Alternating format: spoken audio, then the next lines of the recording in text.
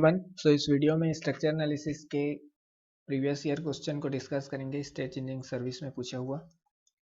So start करते हैं। पहला क्वेश्चन ये रहा हमारा स्क्रीन पे। क्या लिखा है? Two wheel loads 80 kilonewton and 200 kilonewton respectively spaced 2 metre apart. दो लोड है, एक 80 किलोन्यूटन का और एक 200 किलोन्यूटन का। कितने दूर पे है? 2 मीटर की दूरी पे। ठीक है। Move on a girder of span 16 मीटर। 16 मीटर के स्पान पे ये दोनों लोड मूव कर रहे हैं। Any wheel load can lead the other. 80 या 200 कोई भी आगे पीछे हो सकता है।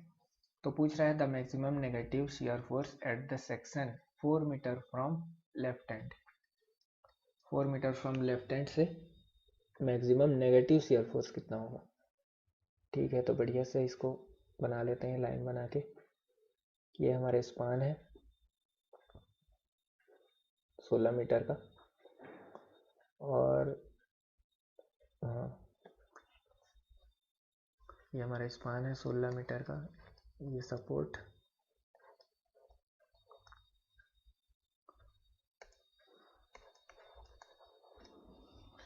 मैक्सिमम नेगेटिव शियर फोर्स निकालना है लेफ्ट हैंड से 4 मीटर पे। ठीक है, तो इसका ILD बनाएंगे फॉर शियर फोर्स। कहाँ पे? लेफ्ट हैंड से 4 मीटर दूरी पे।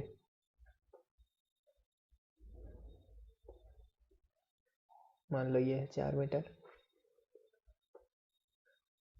तो ये ऐसे बनता है। लेफ्ट नीचे, राइट ऊपर।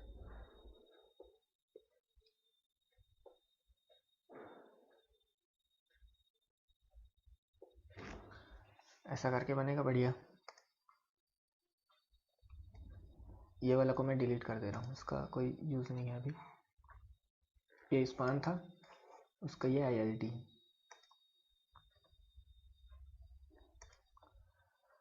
तो ये है 4 मीटर, तो इधर कितना हो गया? 12 मीटर का। ये वाला ऑर्डिनेट अगर x है तो ऊपर कितना होगा? 1 माइनस एक्स, क्योंकि टोटल कितना होता है यहाँ पे? 1। ठीक है, तो ये x की वैल्यू कैलकुलेट कर लेते हैं यहाँ से सिमिलर ट्रायंगल से।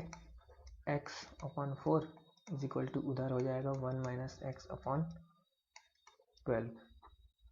तो ये 4 3 जा, ये 3 उधर जाके 3x, 1 इधर आके x 1। 4x is equal to 1, तो x हो जाएगा 1/4। x है 1/4, तो 1/x कितना हो जाएगा? 3/4। ऑर्डिनेट हमारा कैलकुलेट हो गया है। अब हम लोग को लोड को प्लेस करते हैं। 80 इधर या 200 इधर, कुछ भी हो सकता है। ठीक है, तो मैक्सिमम ऑर्डिनेट चाहिए हमको नेगेटिव शियर फोर्स। तो ये है नेगेटिव साइड, ये है पॉजिटिव साइड। मैक्सिमम नेगेटिव चाहिए, मतलब लोड पूरा नेगेटिव साइड में रहेगा। तो नेगेटिव साइड में रहेगा तो कैसे रहेगा? मैक्सिमम ऑर्डिनेट किसका? नेगेटिव का मैक्सिमम ऑर्डिनेट ये है, तो इसके ऊपर रहेगा एक लोड। कौन सा लोड? मैक्सिमम लोड वाला। ज़्यादा लोड वाला ज़्यादा ऑर्डिनेट पे रखेंगे बड़ी वैल्यू के लिए। तो ये आ जाएगा यहाँ 200। यहाँ से 2 मीटर की दूरी पे हम लोग प्लेस कर देंगे 80 किलो न्यूटन को। यहाँ से ये यहाँ पे, इधर से डिस्टेंस 2। ठीक है, ये वाला ऑर्डिनेट की भी ज़रूरत पड़ेगी, इसको भी कैलकुलेट कर लेते हैं सिमिलर ट्रायंगल से। इधर x है upon 4, x upon 4 is equal to ये ऑर्डिनेट हमारा अगर y है तो डिस्टेंस कितना है? 2, और x की वैल्यू कितनी है? 1/4। तो y कितना आ जाएगा? 1/4 4 8 16, 2y 16 यानी 1/8। ये ऑर्डिनेट हमारा है 1/8 का। तो कैलकुलेट कर लेते हैं शियर फोर्स। जहाँ पे भी बोला है ये पॉइंट पे, ये पॉइंट का नाम दे दिया। ये A था, ये B था, ये C बोल दिया। शियर फोर्स पॉइंट पे 200 के नीचे ऑर्डिनेट है 1/4 प्लस 80 के नीचे ऑर्डिनेट है 1/8। 450 10, और ये इस नेगेटिव साइड है तो पूरा में माइनस रहेगा, तो इसका आंसर आ जाएगा -60 kilo newton. Option B match कर रहा है, ऑप्शन बी इसका करेक्ट आंसर। नेक्स्ट देखते हैं। नेक्स्ट भी एल डी सही है। एक सिंगल लोड है 100 किलो न्यूटन का, ठीक है, इस बार एक ही लोड है 100 किलो न्यूटन का, रोल कर रहा है along a girder of 20 metre span. What will be the maximum positive shear force and bending moment. ठीक है, इस बार पॉजिटिव पूछा है, शियर फोर्स और बेंडिंग मोमेंट। ठीक है, इसको देख लेते हैं। स्पान बना लिया जाए।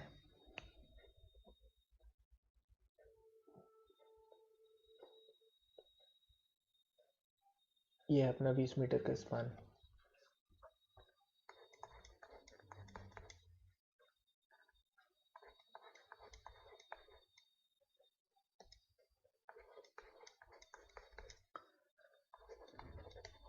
बीस मीटर का स्पान, इस पे 100 किलो न्यूटन के एक लोड को हमको रोल कराना है। तो इस स्पान का ILD बना लेते हैं फॉर शियर फोर्स और वर्क फॉर बेंडिंग मोमेंट। तो शियर फोर्स मैक्सिमम कब आएगा? पहले तो ऐसा रहता है, लेफ्ट नीचे राइट ऊपर ILD। ये मैक्सिमम कब आएगा? ये वाला शियर फोर्स मैक्सिमम पॉजिटिव के लिए ये वाली वैल्यू मैक्सिमम लेनी पड़ेगी, क्योंकि यहाँ पर जो भी ऑर्डिनेट आएगा ये वाला वो तो 1 से छोटा रहेगा। तो यहाँ पर मैक्सिमम पॉजिटिव को मैक्सिमम करने के लिए हमको क्या करना पड़ेगा? इसको पूरा यहाँ तक ला ले आएंगे। ठीक है, तो इसका शियर फोर्स मैक्सिमम के लिए ऐसा बनेगा। ठीक है, ये है ILD for reaction at A, वो भी ऐसे ही बनता है। तो ये पूरा पॉजिटिव हो गया। अब 100 किलो न्यूटन को हम लोग यहाँ पर प्लेस कर देंगे, तो इसकी आ जाएगी मैक्सिमम वैल्यू। कितनी है? ऑर्डिनेट 1। यहाँ पर करते तो कुछ फ्रैक्शन में आ रहा होता, ठीक है, तो 100 से तो कम ही आता। अब 100 into 1 maximum shear force 100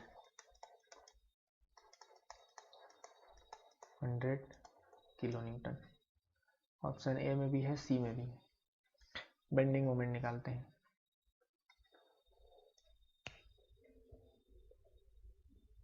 bending moment के लिए ILD कैसे बनती है?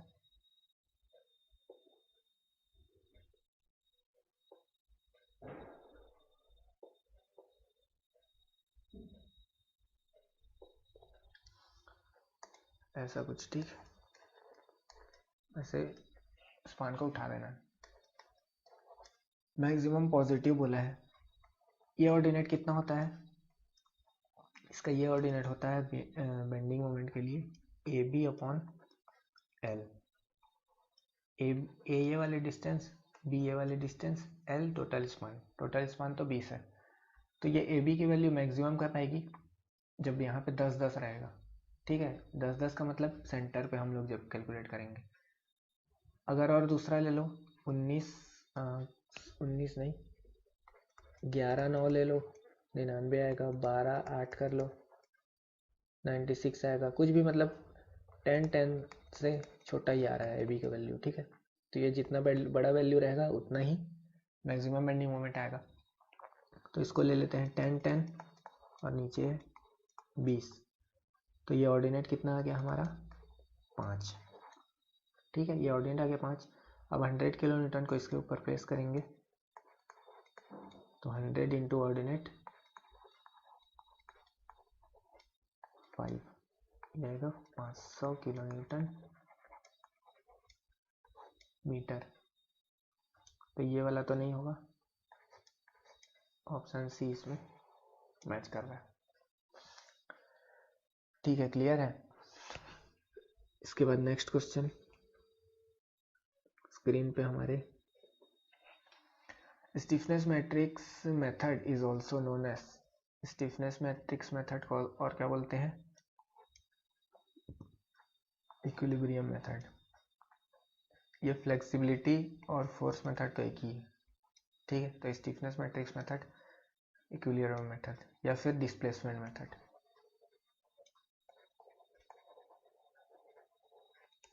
डिस्प्लेसमेंट मेथड भी बोलते हैं।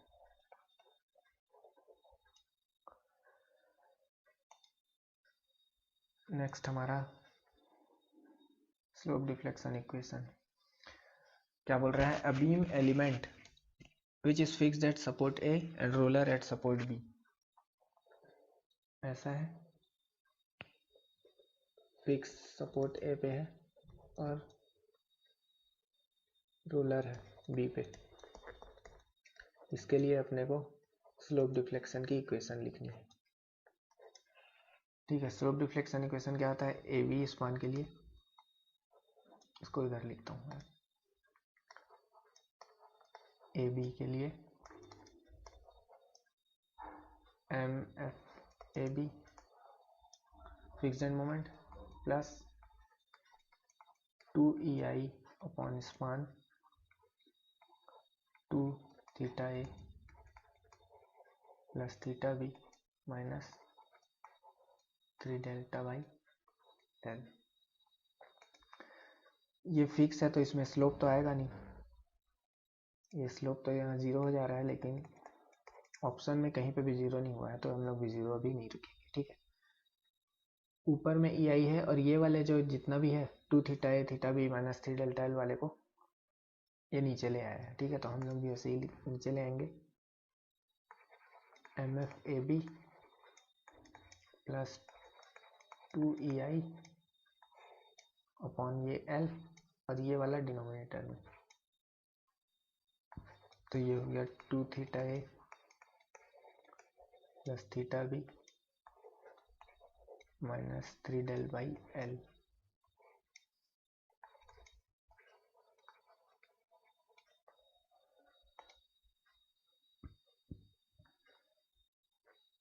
इसमें कौन सा मैच कर रहा है, ये सी वाला। यहाँ पर वैसे तो माइनस होना चाहिए था, लेकिन अब ऑप्शन के हिसाब से तो कोई तो टिक मारना ही है, तो इसमें सी वाले को टिक मारेंगे और आगे बढ़ जाएंगे। Bending moment at any section in conjugate beam gives in actual beam. Conjugate beam में बेंडिंग मोमेंट कैलकुलेट किए तो एक्चुअल बीम में हमको क्या मिल जाएगा, डिफ्लेक्शन मिल जाएगा। और कंजुगेट बीम में अगर शियर फोर्स कैलकुलेट करते तो एक्चुअल में हमको स्लोप मिल जाता। ठीक, the moment distribution method is best suited for.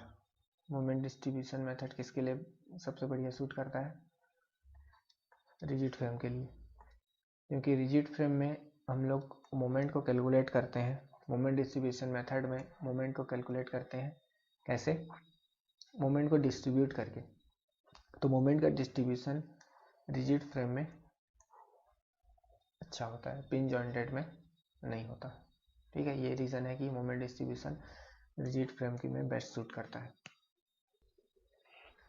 ये क्या है, मोमेंट डिस्ट्रीब्यूशन मेथड एक ट्रायल एंड एरर मेथड है, टाइम कंज्यूमिंग मेथड है, और किसके द्वारा डेवलप किया गया, हार्डी क्रॉस के द्वारा। ठीक है, इसके लिए इसको हार्डी क्रॉस मेथड भी बोलते हैं। नेक्स्ट क्वेश्चन इसके बाद, which of the following does not apply to statically determinate structure? Which of the following does not apply to statically determinate structure? ठीक है, तो इसका आंसर है no stress are cause due to lack of fit. Lack of fit मतलब कि कोई एक member आपका या तो छोटा हो जाएगा या लंबा हो जाएगा। ठीक है, अगर मेंबर छोटा हो गया तो उसमें कंप्रेसिव स्ट्रेस आता है, और अगर मेंबर बड़ा हो गया तो उसमें टेंसाइल स्ट्रेस आता है। तो इसमें क्या बोल रहा है कि नो स्ट्रेस और cause due to lack of fit, तो ये गलत हो जाएगा, और पूछा है does not apply to, option भी मैच कर जाएगा। Next question, the number of unknowns to be determined in the stiffness method is equal to. Stiffness method में नंबर ऑफ अननोन्स कैसे पता करते हैं, number of unknowns is equal to kinematic indeterminacy. D K जो होता है वही होता है हमारा number of unknown, degree of freedom बोलते हैं जिसको। और फोर्स मेथड में नंबर ऑफ अननोन्स क्या होता है, स्टैटिक इंडिटरमिनेसी, ठीक है। ds इसलिए लेस देन dk होता है, और अगर ds ग्रेटर देन dk होता है, इस केस में हम लोग डिस्प्लेसमेंट मेथड यूज़ करते हैं, यानी कि स्टिफनेस मेथड, और इस केस में फोर्स मेथड यूज़ करते हैं।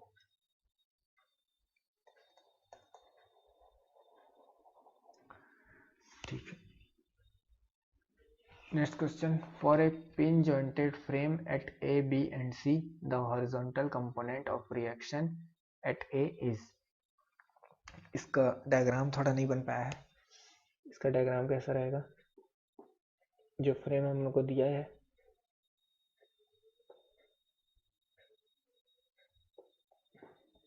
इसको मैं नेक्स्ट पेज में बना लेता हूँ।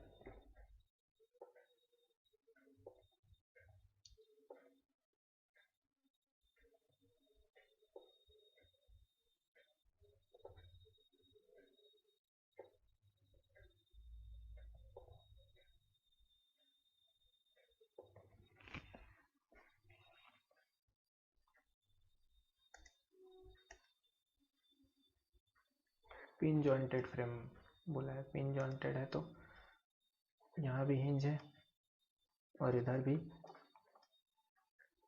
पिन सपोर्ट है।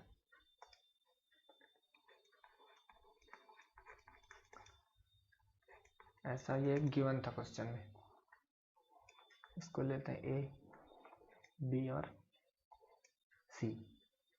यहाँ लोड दिया हुआ है 15 किलो न्यूटन।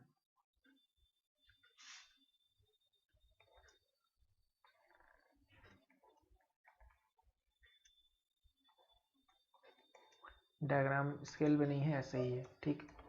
ये 3 मीटर है और ये वाला भी 3 मीटर है, और ये डिस्टेंस भी 3-3 मीटर है। इसमें रिएक्शन क्या जाएंगे, यहाँ वर्टिकल रिएक्शन ए पे, यहाँ वर्टिकल सी पे, और यहाँ हिंज आएगा हॉरिजॉन्टल पे एक।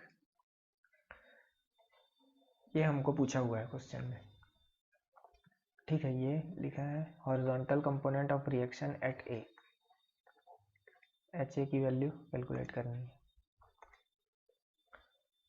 पहले क्या कर लेंगे, रिएक्शन जो इस आर ए कैलकुलेट कर लेंगे, ठीक है। आर ए मोमेंट कहाँ ले लें, सी पे, सी पे मोमेंट 0 किया, आर ए इंटू ये हो जाएगा 6 प्लस 15 इंटू 3, 15 3 जा 45 माइनस 45/6 कितना आता है ये, minus 7.5 kilo Newton. R A पता चल गया। अब ये भी हिंज है, क्वेश्चन में बोला है hinge with support, pin support, तो यहाँ बी पे मोमेंट ले लेंगे, आर ए इंटू 3। अच्छा, ये आर ए माइनस आया है ना, तो हम लोग जो डायरेक्शन एज्यूम किए थे अपवर्ड, वो गलत है। असली में ये नीचे एक्ट कर रहा है आर ए, ठीक है। मोमेंट लेते हैं R A into 3 minus 15 into 3 minus horizontal at A into 6 is equal to 0। R A कितना है, माइनस 7.5 इंटू 3 माइनस 15 इंटू 3, ये एच ए उधर चले जाएगा और 6 नीचे आ जाएगा, तो हॉरिजॉन्टल एट ए आता है माइनस 11.25 किलो न्यूटन।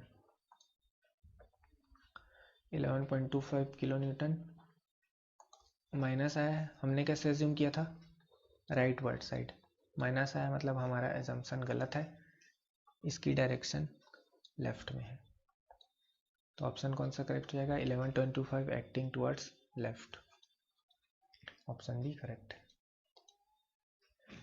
अगला क्वेश्चन स्क्रीन पे, a continuous beam has a fixed end at support A and roller support at B and C. A पे फिक्स है और अपना बी और सी पे रोलर है।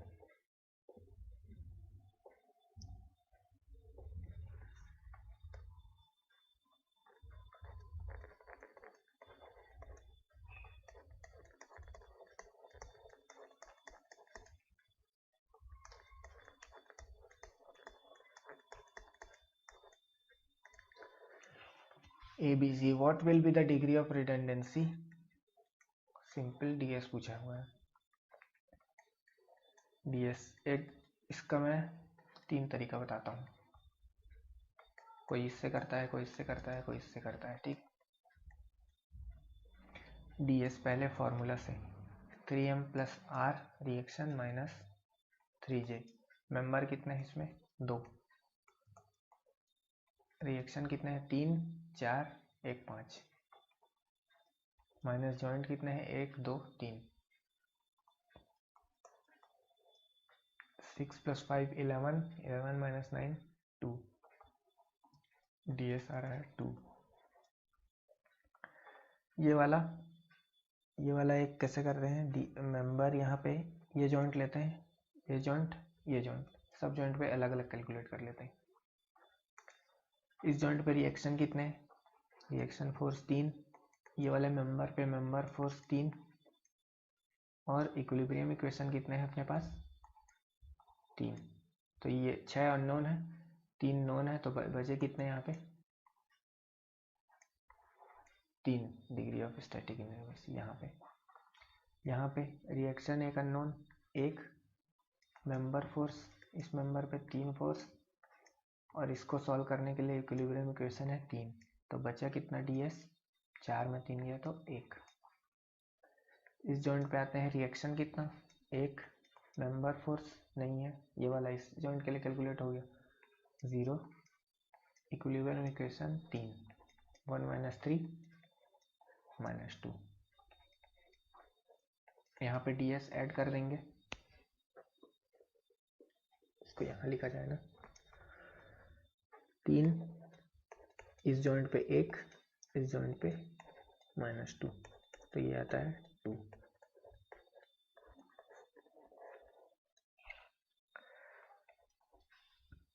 DS एक और क्या रहता है इसमें कि number of reaction removed minus constraint added.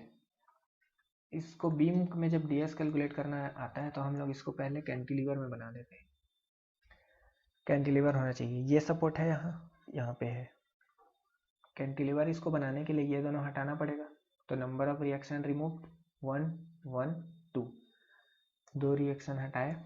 Constraint added तब करेंगे जब यहाँ पे कुछ इंटरनल हिंज दिया रहेगा, तो अभी तो नहीं दिया है, तो उसका वैल्यू हो जाएगा 0। तो यहाँ पे DS आता है 2, ठीक। मान लो यहाँ ऐसे कर, यहाँ पर एक इंटरनल हिंज दिया होता तो कंस्टेंट कैसे ऐड करते? मेंबर माइनस 1, तो 2 मेंबर जॉइनिंग माइनस 1, 1 यहाँ पे ऐड हो जाता, तो DS 2 आ रहा है, तो option C is correct answer.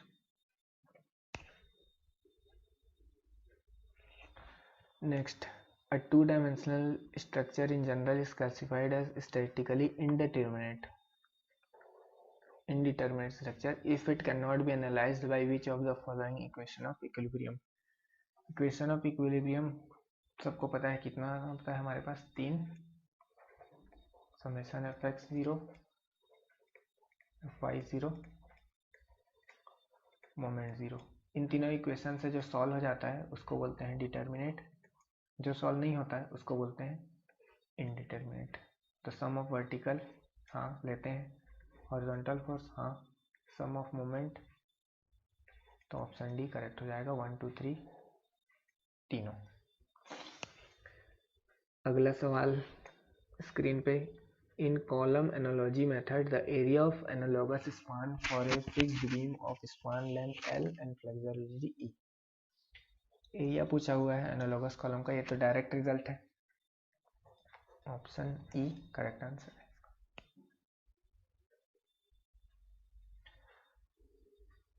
The adjacent frame, इसमें फिर से क्वेश्चन नहीं दिया हुआ है, इसको मैं बना लेता हूँ। इसमें दिया था, ये फ्रेम दिया हुआ था इसमें।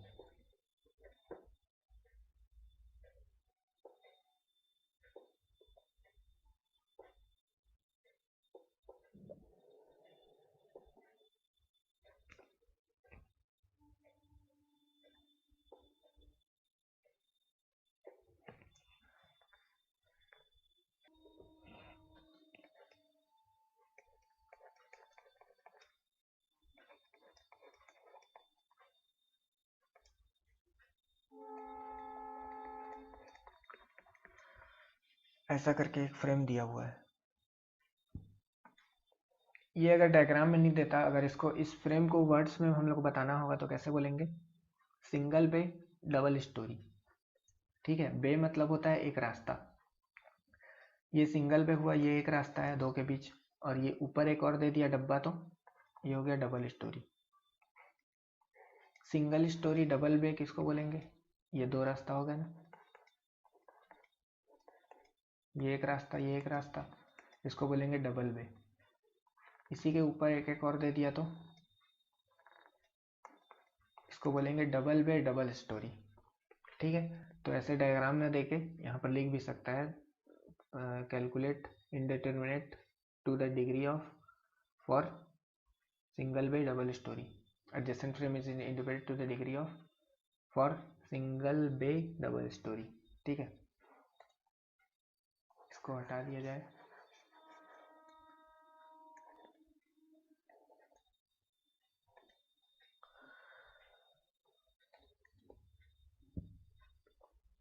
इसको भी बताता हूँ बढ़िया मोर देन वन मेथड से। फॉर्मूला से पहले देखते हैं, 3m plus r minus 3j।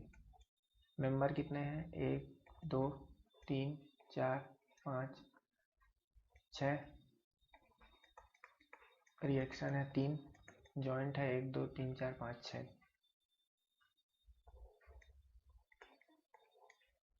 ये तो कैंसिल हो गया, ds आता है 3। कुछ लोग ऐसे बनाता है कि 3c minus r prime, c मतलब कट, एक कट दो कट, इसको हमको बनाना है कैसा? ट्री स्ट्रक्चर, सबको अलग अलग बनाना है, और नीचे में रहना चाहिए फिक्स सपोर्ट। तो यहाँ पे क्या करें कि फिक्स सपोर्ट बन जाए? एक रिएक्शन ऐड करना है, यहाँ पे दो रिएक्शन ऐड करना है, तो r प्राइम 1 + 2 3, कट कितना लगा? दो कट, और ये 2 + 1 3, 6 में 3 गया 3, ds 3। और एक हर एक जॉइंट पे कैलकुलेट करने, जैसे बीम में किए थे। यहाँ पे रिएक्शन कितना है? 2, मेंबर में फोर्स कितना है? 3, इक्विलिब्रियम इक्वेशन कितना है अपने पास? 3, तो 5 में 3 गया 2। यहाँ पे 1 2 मेंबर है, यानी कि 6 फोर्स, रिएक्शन एक भी नहीं है, रिएक्शन नहीं है, 6 फोर्स है, इक्विलिब्रियम इक्वेशन 3 है, 6 में 3 गया 3, ये जॉइंट हो गया। ये जॉइंट, यहाँ पे 3 फोर्स, रिएक्शन नहीं है, इक्विलिब्रियम इक्वेशन 3 है, तो 0। यहाँ पे भी एक ही मेंबर जॉइंट है, तो 3, और इक्विलिब्रियम इक्वेशन है 3, 0। इस जॉइंट पे एक मेंबर है 3, 0, और यहाँ पे रिएक्शन एक, मेंबर फोर्स एक भी नहीं, क्योंकि ये वाला इसमें आ गया 1 0, इक्विलिब्रियम इक्वेशन 3, तो ये आ गया -2। सबको ऐड करो, 2 3 5, 5 में 2 गया 3। तो जैसे मर्जी सॉल्व करो, ऑप्शन 3 करेक्ट है। नेक्स्ट, अ पोर्टल फ्रेम में स्वे ड्यू टू, पोर्टल फ्रेम स्वे करने के कंडीशन दिया हुआ है, फिर eccentric loading on the portal frame, non uniform section of the member. इस क्वेश्चन का आंसर बताने के पहले मैं कुछ कंडीशन ऑफ स्वे बताता हूँ।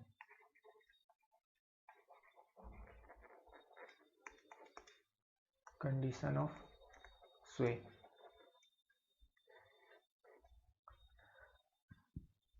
जैसे कि ये फ्रेम दिया हुआ है,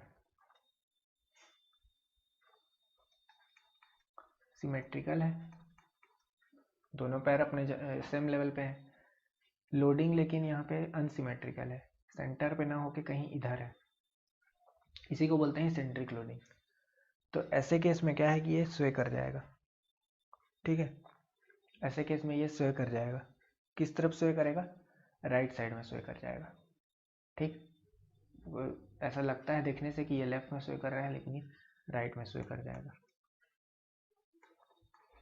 सेकंड में सिमेट्रिकल अपना फ्रेम रहेगा, सिमेट्रिकल फ्रेम रहेगा और लोडिंग भी सिमेट्रिकल है, मतलब सेंटर में है। ऐसे कंडीशन में ये स्वे नहीं करेगा, ठीक है, चाहे पॉइंट लोड रहे या ये भी सिमेट्रिकल लोडिंग, ऐसा में स्वे नहीं करेगा। एक और कंडीशन, जब स्टिफनेस अलग अलग हो, ठीक है।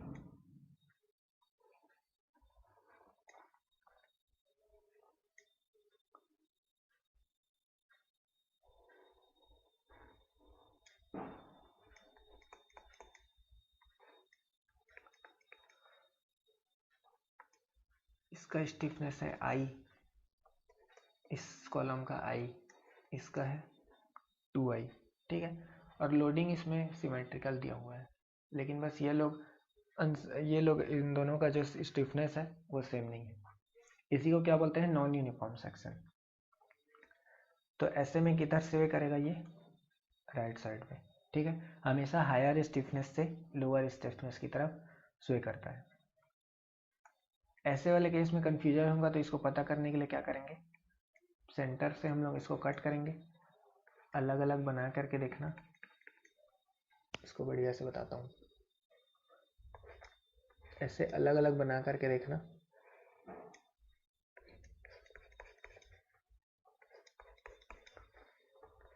ये यहाँ पर था, ये स्वे होगा क्या, ये वाला नहीं होगा, ये यहीं पे खड़ा रहेगा, लेकिन ये स्वे होगा क्या, हाँ, किधर होगा, ऐसे गिर जाएगा, ठीक है। तो इससे पता चला कि ये वाला पूरा हमारा राइट साइड स्वे करेगा, ठीक है, राइट साइड स्वे करेगा। ऐसे इसको देख के लगता है कि लेफ्ट में करेगा, लेकिन ये राइट में स्वे करेगा। वापिस आते हैं क्वेश्चन पे। पोर्टल फ्रेम में स्वे ड्यू टू क्या बोला, इसेंट्रिक लोडिंग के कारण, हाँ, ये इसेंट्रिक लोडिंग है, इसके कारण स्वे हो रहा था। नॉन यूनिफॉर्म सेक्शन, ये है नॉन यूनिफॉर्म सेक्शन, स्टिफनेस अलग है, तो इसके कारण भी स्वे हो रहा था, higher stiffness to lower stiffness. तो इससे हमारा क्या है, दोनों स्टेटमेंट करेक्ट हो जाता है। ऑप्शन ए करेक्ट, ठीक है। नेक्स्ट और क्वेश्चन नहीं है, खत्म, ठीक है। तो इसको एंड करते हैं यहीं पे। नेक्स्ट वीडियो में हम लोग फिर किसी दूसरे सब्जेक्ट का क्वेश्चन को डिस्कस करेंगे।